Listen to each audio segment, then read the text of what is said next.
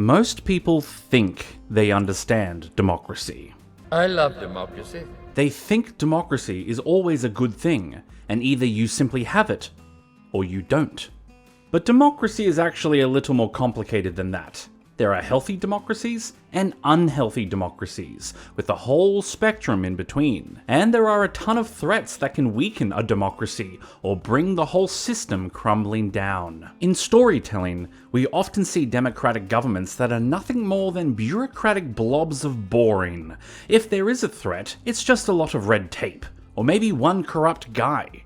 But this doesn't quite capture the nuances of the system. There is untapped storytelling potential here, not just for political dramas, but in sci-fi, fantasy, and all kinds of genres. Because in the end, everything is politics, and politics are everywhere. There is no escape. Your story could show a realistic democracy facing terrifying threats, cracking under pressure, or completely breaking down into outright tyranny. It's not about realism just for the sake of realism. It's about capturing the world around us and using it to tell a better story. Today we're going to take a deeper look at how democracies have functioned in the past, how they work in the world today, and how they are used in stories. I'm the Book Guy, and welcome to my new series on writing difficult topics.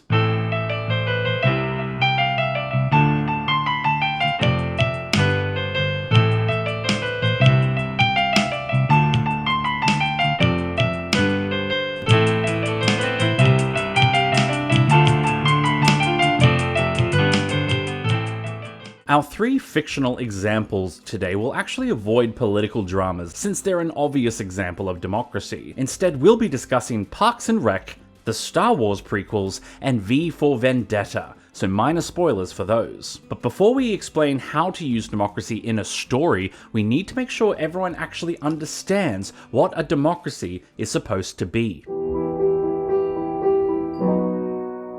The word democracy originally came from the Greeks of Athens in the 6th century before the Common Era. Democracy meant the rule of the people, and it was created to challenge the already existing word aristocracy, or in the Greek, aristokratia, the rule of the elite. The exact etymology was demos, the people, and kratos, rule. It's worth noting that the Greeks weren't the only ancient civilization practicing this system. India had a republic in their capital city, of Vaishali, during the same century. Many indigenous cultures all over the world formed democratic societies, such as the Six Nation people in the Americas, who began practicing democracy as far back as the 11th century Common Era. This is considered the world's oldest continuous democracy. In southern Ethiopia, several people groups practiced Gedda, the election of leaders. We don't have many records chronicling the timeline of the practice of Gedda, but we know it has continued for many centuries. Most of these ancient communities practiced a direct democracy, where all citizens had direct authority to speak and make decisions on their own behalf. A citizen could travel to their nearest government center and make their voice heard, even hold a temporary office and take direct action. However, over time, populations became too numerous and countries spanned too great a distance for this to be practical. Nowadays, we commonly see representative democracy, where the people elect a representative to act on their behalf as a public servant. If you're confused by direct democracy and representative democracy, you probably don't want to know there's something like 47 different types of democracy.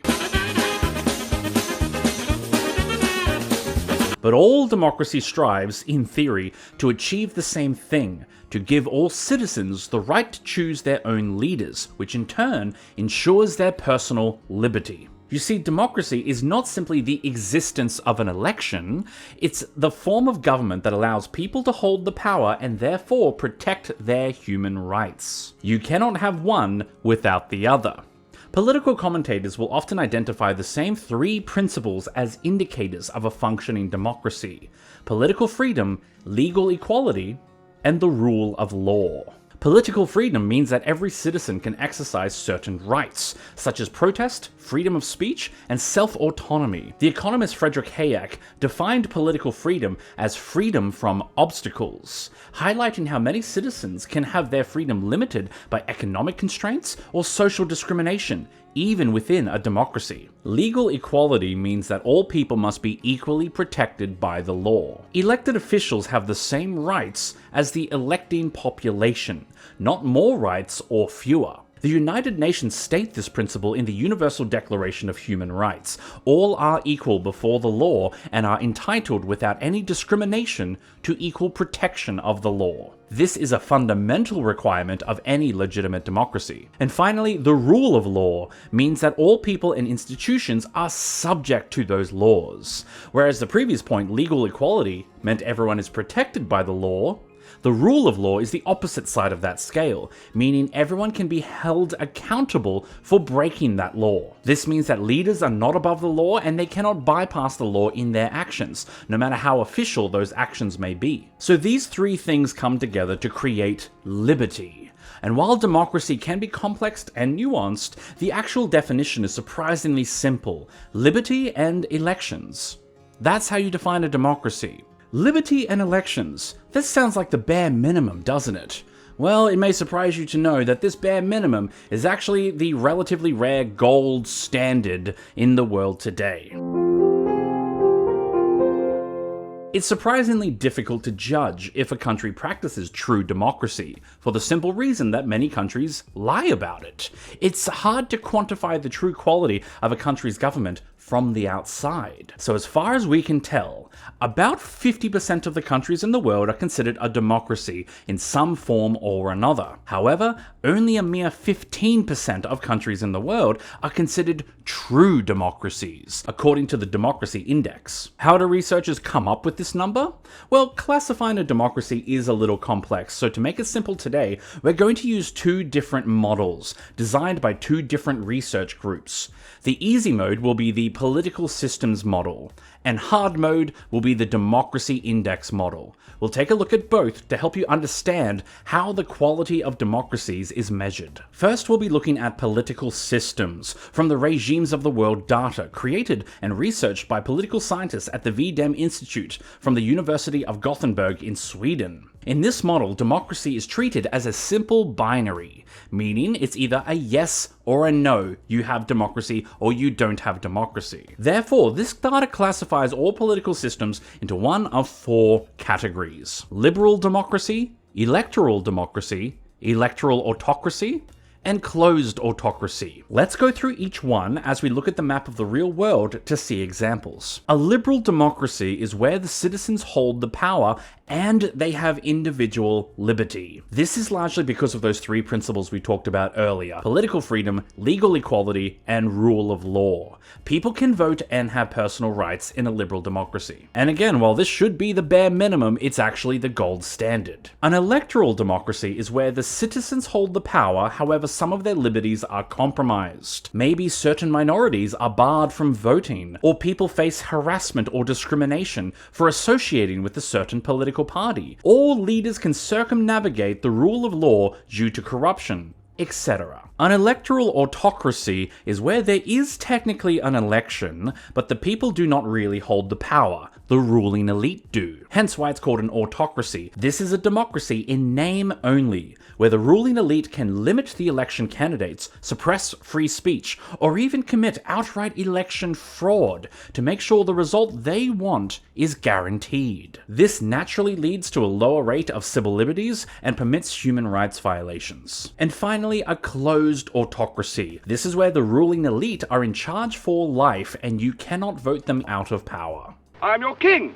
Well, I didn't vote for you. You don't vote for kings.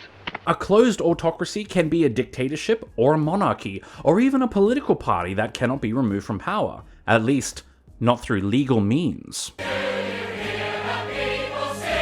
In a closed autocracy, the ruler will more or less have total control indefinitely.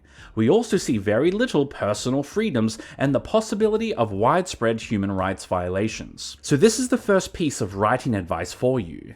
If your story includes some form of democracy, you should decide where on the scale it belongs. Many fantasy stories will include a dark lord who rules with absolution in a closed autocracy, but perhaps an evil electoral autocracy would be more interesting, forcing your dark lord to lie and charm their way to domination instead. Or a noble king who still rules in a closed autocracy as if there's a difference. Or maybe your noble fantasy king rules a republic and has to negotiate with the parliament. Another example, maybe instead of a perfect sci-fi democracy, consider a democracy that has an election, but is still missing civil liberties for certain people. Play around with this to create something truly unique. Now, before we look at the second model, here's an important question for you.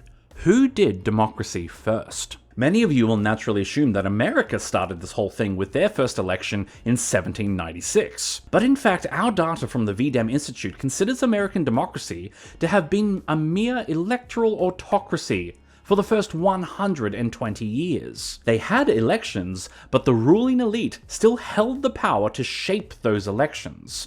Only certain people were allowed to vote, such as landowners, and only certain people could be voted into office. Although this doesn't always line up in history. In fact, in Belgium, women could be voted into office before they could actually vote. Official democracy in America did not begin until the presidential election of 1920, after the 19th Amendment allowed women the right to vote and hold office. Before that, it's 1800, ladies, tell your husbands, vote for me! Even then, America did not become a true liberal democracy according to this model until 1969, after the Civil Rights Movement and the work of Martin Luther King Jr. allowed all citizens the right to vote, creating genuine liberty for the first time. So who really did democracy first? Well, true democracy first appeared in Switzerland in 1850, 100 years before it appeared in America.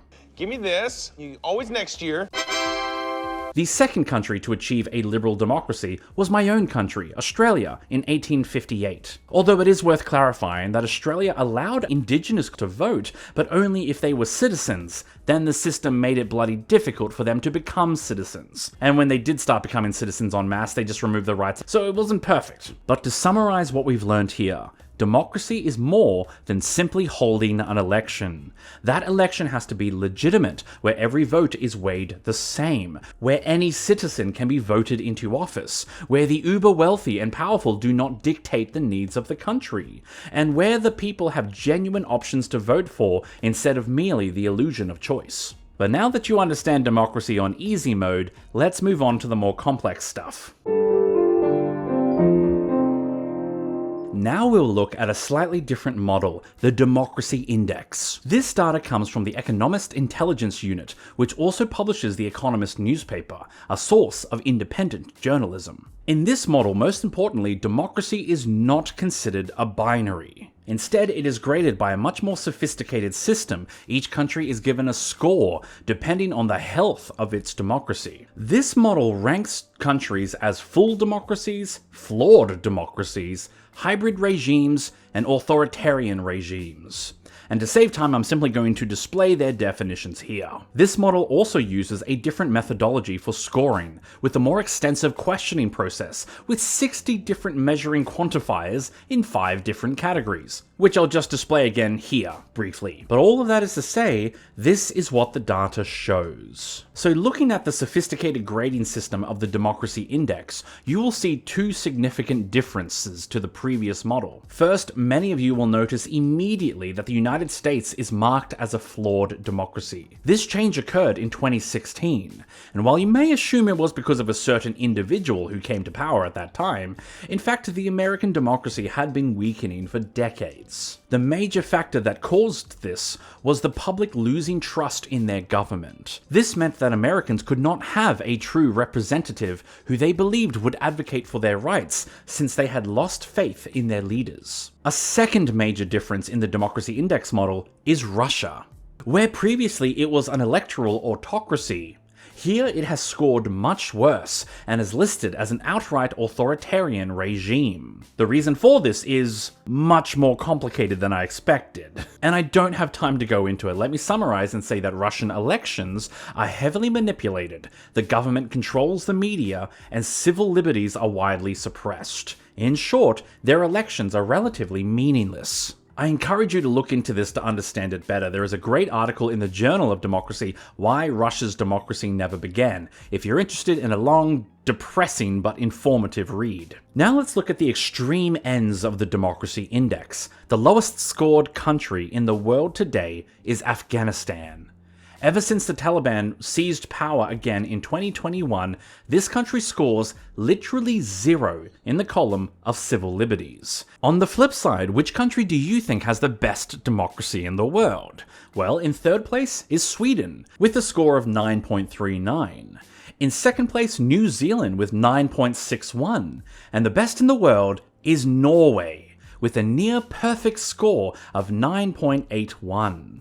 You can even see how it scores in the 5 measurable categories used in this system's methodology. So well done, Norway.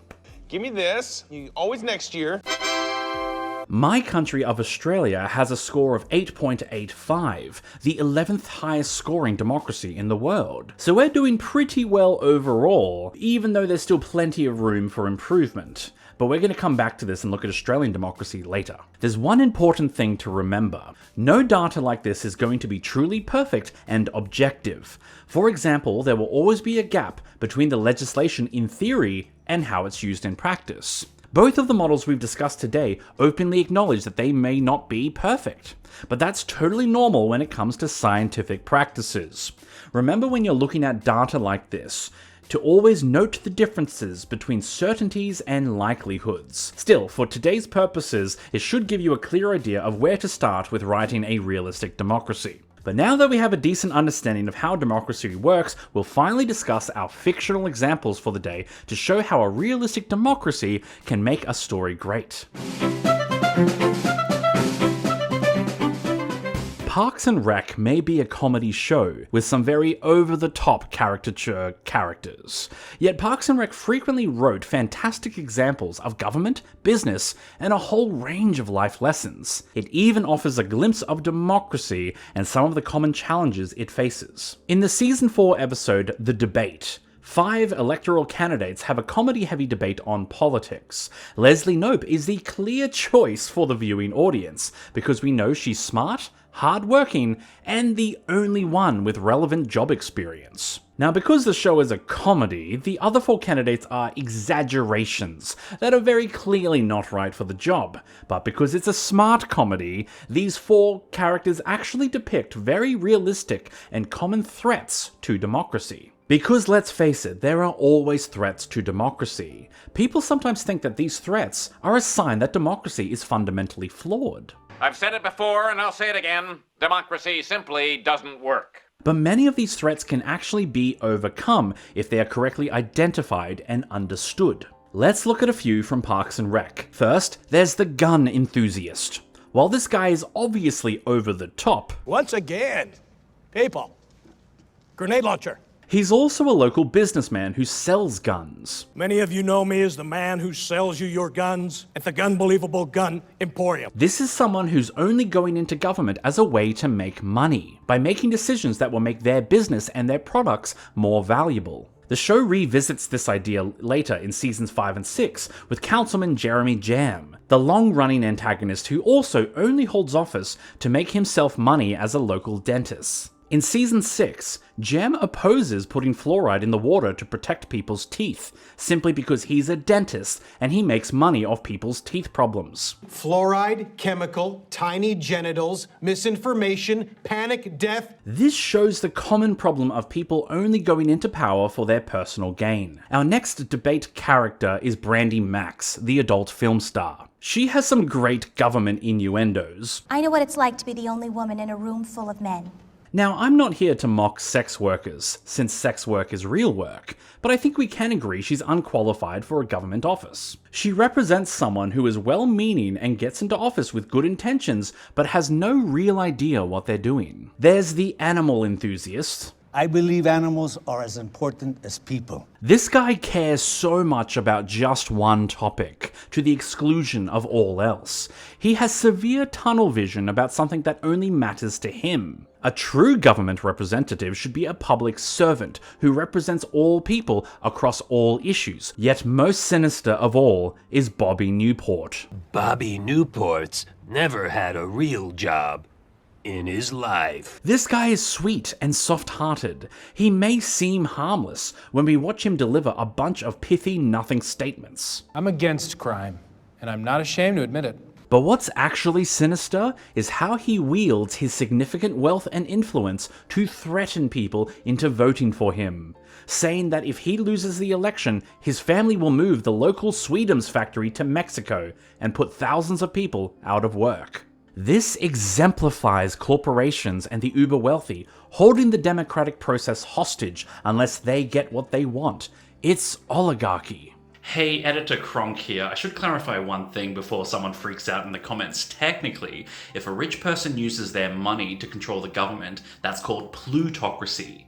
Where an oligarchy is when someone uses any sort of power to control the government. That can include money, but it may also include military might or hereditary power, business power. It's a variety of factors. So for today's example, Bobby Newport will be an oligarch, and that sort of clarifies, but if you want to be more specific, plutocracy might be more accurate. Now, we discussed authoritarian governments, where the people do not hold the power, it's instead held by the ruling elite.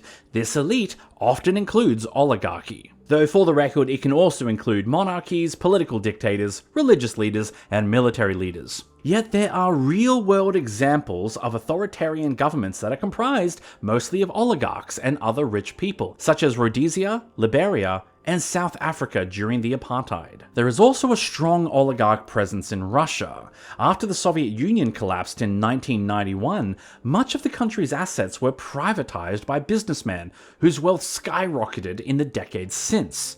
These billionaires more or less own every government asset. They still have close ties to the government and the president specifically, suggesting that the line between state and oligarchy has become extremely blurred. So Bobby Newport's villainous action is extremely realistic and powerful, which makes Leslie Knope's takedown all the more satisfying when she reminds everyone that this is a democracy and one person's vote should not matter more than someone else's. Corporations are not allowed to dictate what a city needs. That power belongs to the people.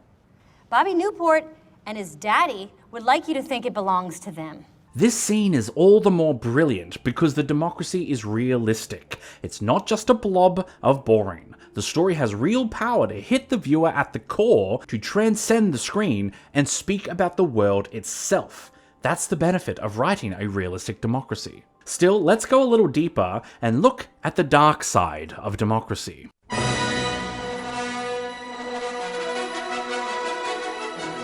When politics and government were first introduced in The Phantom Menace, it was immediately clear that this was a democracy. We're a democracy. The people have decided. We only have 2 brief scenes of government in this movie that explain the problems that this democracy faces, and the problems themselves are a little vague, but it's still enough to do a good job at getting the point across. Remember, writing a topic like politics is a lot like writing a magic system. You can go hard or soft, depending on what will suit your story. You don't need extreme levels of detail for your story's politics to function. In our first scene, Senator Palpatine explains that the Republic has grown weak. The Republic is not what it once was. The Senate is full of greedy, squabbling delegates. There is no interest in the common good. And when the Queen, which, by the way, doesn't make sense at all, Naboo elected a Queen, you don't elect monarchy. You don't vote for kings? But whatever, it's a space thing. The Queen insists that the Supreme Chancellor will fix things, and the Senator says in response, The Chancellor has little real power. He is mired by baseless accusations of corruption. The bureaucrats are in charge now. So there's not a lot of specifics here, but again, it's enough to get the point across. Greedy, squabbling delegates and accusations of corruption have slowed the government process to a standstill. In the next scene, the Queen presents her crisis situation to the Senate, but is interrupted almost immediately by multiple sources demanding to slow things down even further with an investigation into her claims. Again, it's vague, but enough to show us the corruption within the Senate. The bad guys, the Trade Federation, are too rich and have allies everywhere. In short, democracy was not capable of action. The first movie lays important groundwork here for the prequel trilogy. There was already a weak democracy. This is a crucial fact. After all, evil overlords don't rise to power out of nowhere, like lightning striking on a clear day. Tyrants rise out of weakness, like snakes slipping through a break in the fence. A tyrant cannot succeed in a healthy democracy. They must first weaken it to create opportunity for their rise. Look at Palpatine. He says this of the Supreme Chancellor. He is mired by baseless accusations of corruption. Who do you think made those accusations? And how does Palpatine know they are baseless? You just know that this guy ran an extensive smear campaign for years to cause this democracy to weaken. But moving on, in the second movie, we only have one major scene of government. The Separatists have created their own government with massive droid armies to back them up. In response to this crisis, and because of the manipulations of Old Man Palps, Jar Jar Binks makes a bold decision. Give immediately emergency powers to the Supreme Chancellor. It's crucially important to note something here. According to all the information we had at this time, Jar Jar Binks made the right decision. There was an extreme crisis. The Republic needed a response, and Palpatine seemed like a great guy, especially when he responds so idealistically. I love democracy. I love the Republic. We can trust him with these powers because he says, "The power you give me, I will lay down when this crisis has abated." He said all the right things. How were we to know? This story has a strong real-world parallel in Julius Caesar. I don't know if this was intentional or not. This Roman general became a dictator in response to the crisis of General Pompey and the Caesar Civil War. Then he declared himself dictator for life and also declared himself a god, and named a month after himself. As James Madison, the fourth American president, once said, "Crisis is the rallying cry of the tyrant." Finally, in the third movie, the crisis escalates to an extreme level after the attack of the Jedi. It's treason, then. Palpatine is wounded after an attempted assassination, and he's quick to use this to his advantage. Using his emergency powers, he commits the Jedi Purge and labels them all as the enemy. Every single Jedi is now an enemy of the Republic. This is extremely realistic. When a tyrant arises in history, it's usually in response to a great enemy, whether real or not. In this case, the Jedi are the scapegoats, the undesirables, who must be hunted down and destroyed if democracy is to survive. By creating an enemy, a tyrant will excite patriotism and nationalism in response, leading to an emotional fervor that manipulates whole populations. History and the world today are both full of countless examples of this popularism manifesting us versus them thinking. Either you are with us, or you are with the terrorists. If you're not with me, then you're my enemy. This is why, if you ever see a world leader labeling an entire group of people as totally evil, you should be very, very skeptical. Finally, Palpatine uses the Jedi Rebellion, as he calls it, to totally seize control. The Republic will be reorganized into the first galactic empire! And why does he do this? For a safe and secure society! It's incredible that the Star Wars prequels only have one scene in the Senate per movie, not including lightsaber fights. And yet they managed to serve a powerful, precise example of how democracies fall in a three-step process.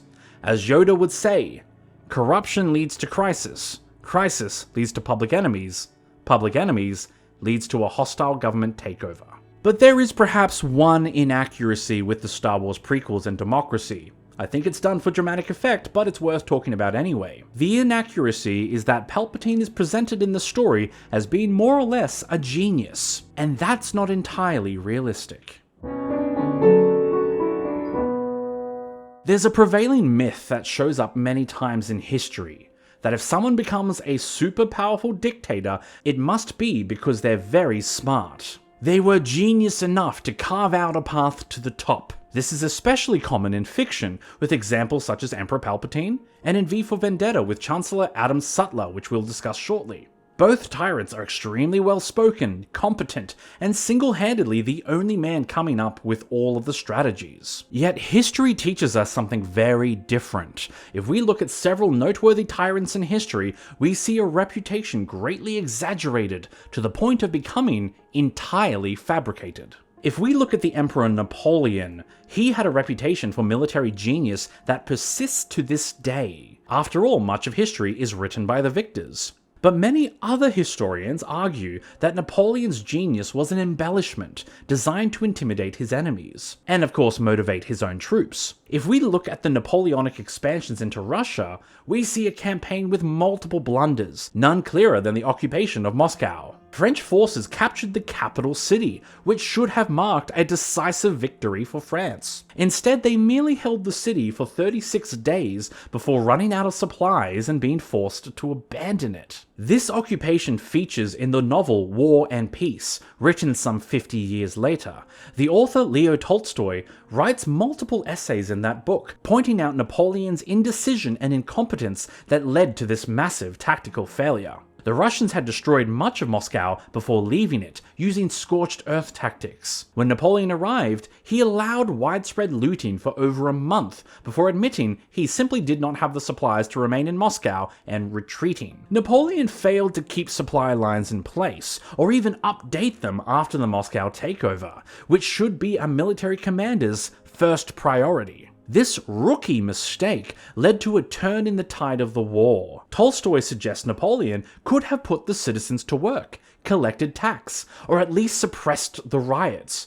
He could have abandoned the city to advance further after the Russian army. Instead, he squandered his opportunity through mismanagement, proving the exaggeration of his genius. Another example would be the most infamous tyrant of all. Please don't say Hitler. Adolf Hitler. While Hitler's rise to the top was certainly historic, his military campaign was full of significant errors. Hitler appointed himself commander-in-chief in December 1941, taking direct control of the German war effort on the Eastern Front. During this time, his grip of reality had slipped into literal insanity. He overextended the German army multiple times in his delusions and his overconfidence. One such example was in the Battle of Stalingrad. Yes, another Russia example. The Führer refused to retreat and kept sending more soldiers, even though his generals warned him that there was a high risk of the army being encircled. Sure enough, the German 6th Army was completely surrounded, and 210,000 troops were trapped. Of those,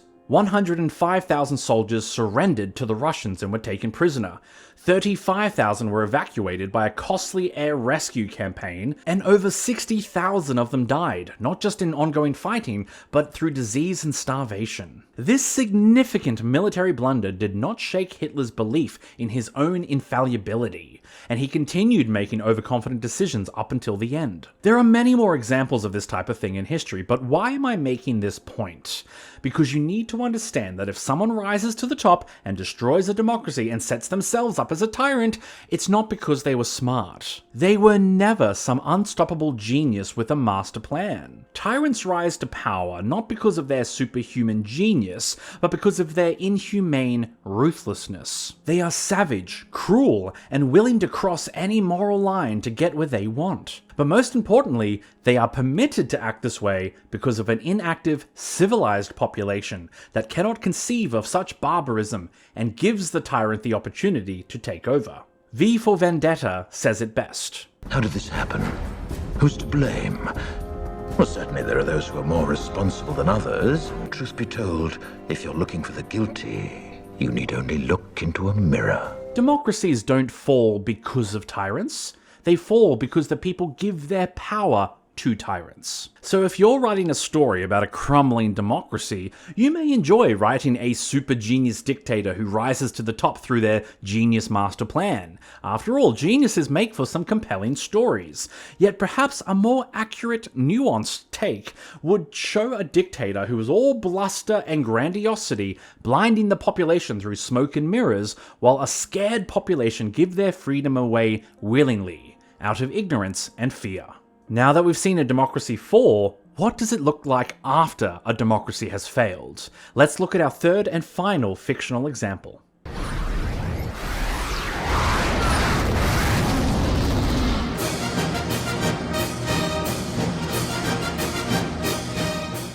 This movie shows a democracy after it has collapsed into an authoritarian regime. But let's briefly look at how it fell. We only see this in a single flashback scene, where V, out of costume, explains how the political party Norsefire was elected, how they conducted biological warfare on their own people in secret, then blamed it on religious extremists. This made the people so afraid that they elected the man who promised to keep them safe. Notice, the exact method is different to Star Wars, but the basic principles are still the same. Creating a crisis to make people scared, then creating an enemy to blame in order to radicalize national pride. In Star Wars, the crisis was the Clone Wars, and the blamed enemy were the Jedi. In V for Vendetta, the crisis is biological warfare, and the blamed enemy Immigrants, Muslims, homosexuals, terrorists. But the result is the same. People became afraid and gave their power away to a tyrant. You see, the greatest threat to democracy is not businesses and oligarchy. It's certainly not foreigners or immigrants or queer people or other minorities. Throughout history, we have seen this time and time again. The greatest threat to democracy always comes down to fear. Fear is the tool used by governments to make their people give their power away. So what does it look like after a democracy falls? Let's look at V for Vendetta as a case study, while acknowledging that it's slightly different every time a democracy falls. The first action here is the control of information. There's extensive censorship now, with direct government oversight into how stories are reported. There are several prominent spokesmen who are direct mouthpieces that promote the intended view of the government. And there are widespread fear campaigns, where the media tries to promote hysteria so people turn to their government for help. I want everyone to remember why they need us.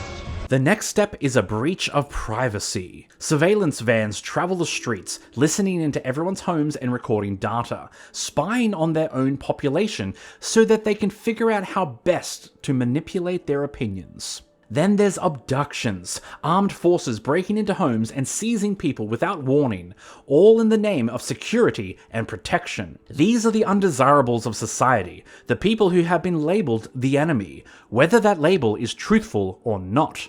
People are taken to prisons, encampments, where any and all of their human rights are stripped from them, and they become utterly dehumanized. The population are either unaware of these crimes, or they permit them because the victims are simply labeled as dangerous people. And so we turn a blind eye to their disappearances and ignore the increasing likelihood of crimes against humanity, torture, deprivation of liberty, and mass graves.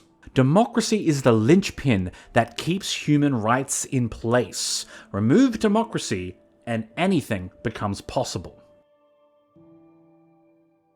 But don't be afraid.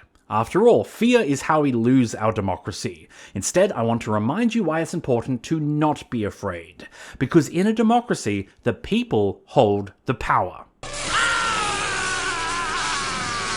They should always hold the power, and it should never be given to any one person or group of people. So what did these three stories teach us? Corporations are not allowed to dictate what a city needs. That power belongs to the people. We're a democracy. The people are deciding. Yet perhaps V for Vendetta says it best. People should not be afraid of their governments. Governments should be afraid of their people. Governments should be afraid of their people. Often governments and people forget this. These stories teach us that there are threats to democracy, but there are also ways to fight for it.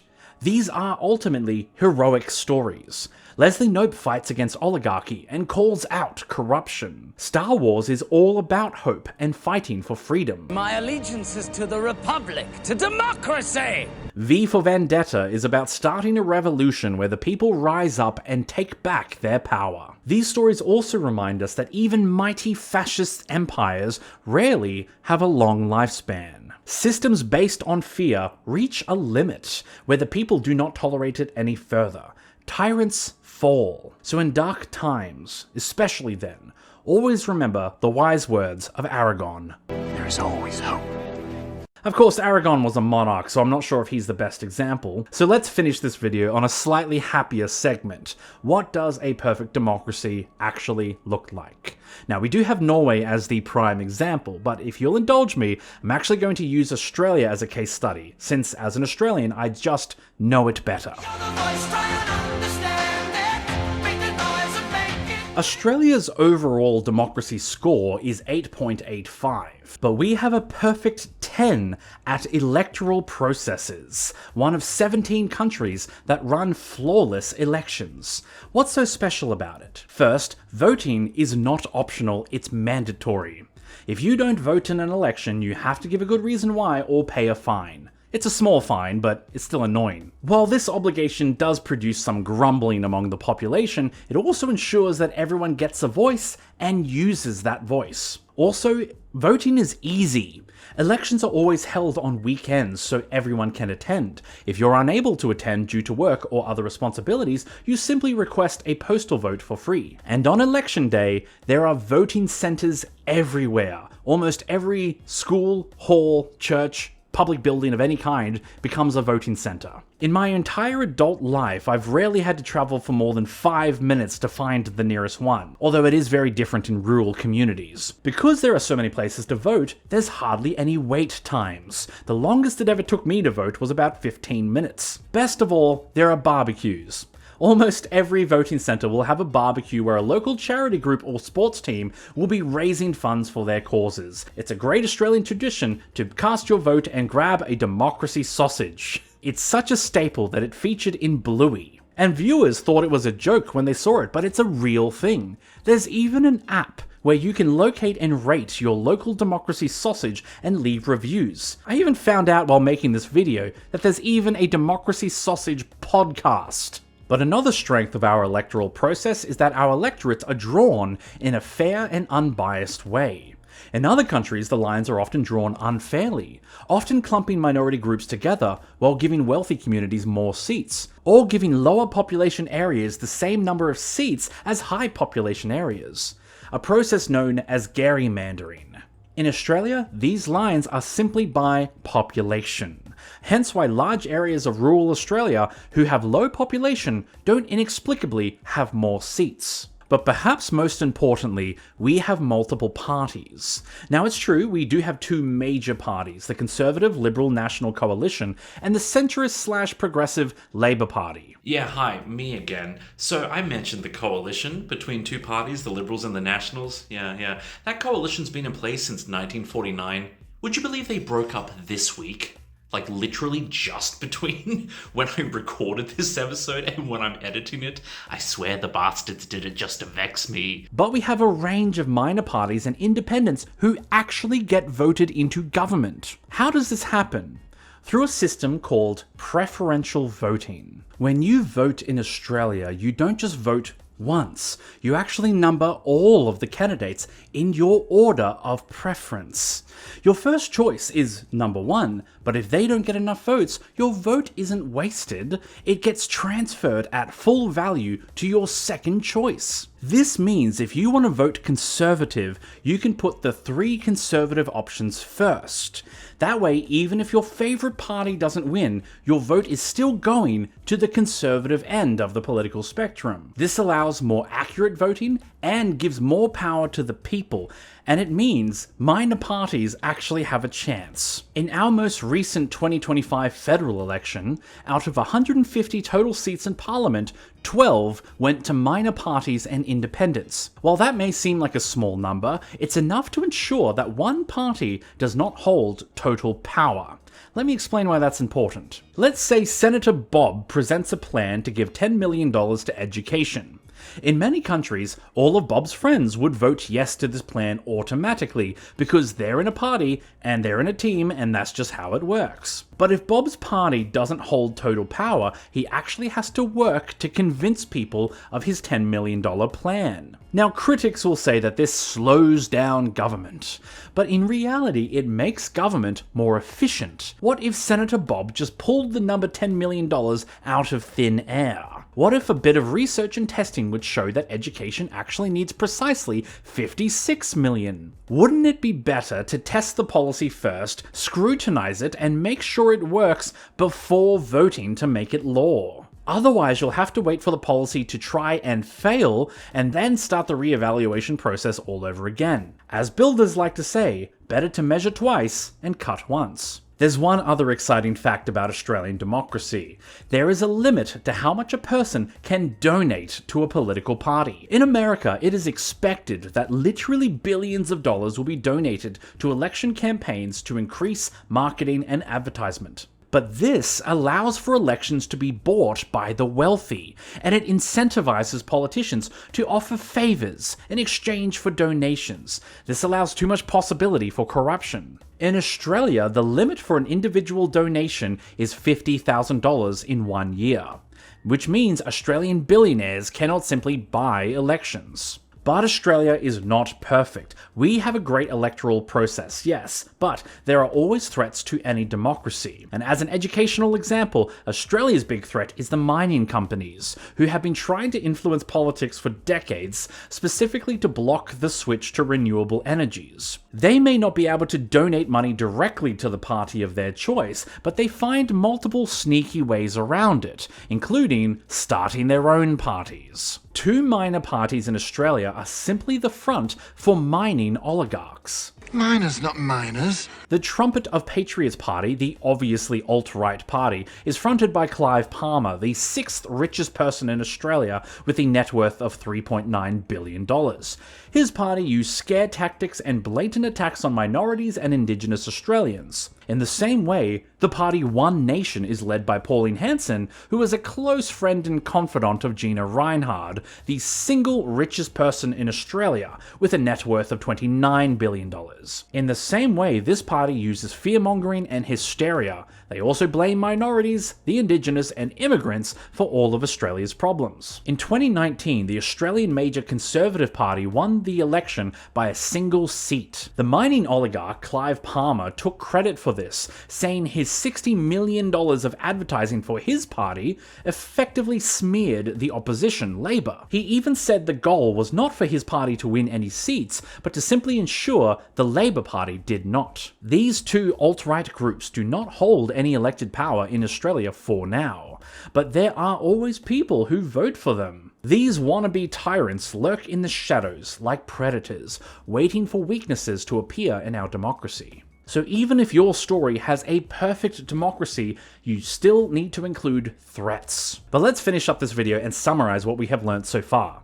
Number 1, a democracy is more than just an election. The people must hold the power, and they must have rights and liberty too. Otherwise, the democracy is illegitimate. Number 2, we can use the political regime model to classify governments into the 4 categories of liberal democracy, electoral autocracy, and closed autocracy. Consider which one suits your story best. Number 3, we can use the democracy index model to classify countries as either full democracies, flawed democracies, hybrid regimes, or authoritarian regimes. This is a more nuanced model that measures the health of a democracy. Number 4, Parks and Rec shows that there are many threats to democracy even in a healthy government. Opportunists, idealists, and oligarchs can corrupt the system. Leslie Knope teaches that the people still hold the power. Star Wars shows us how democracies fall. Corruption leads to crisis, leads to public enemies, leads to hostile government takeover. Number 6, tyrants are not always super geniuses who take over with an evil master plan. Sometimes they're not the smartest, just the most ruthless.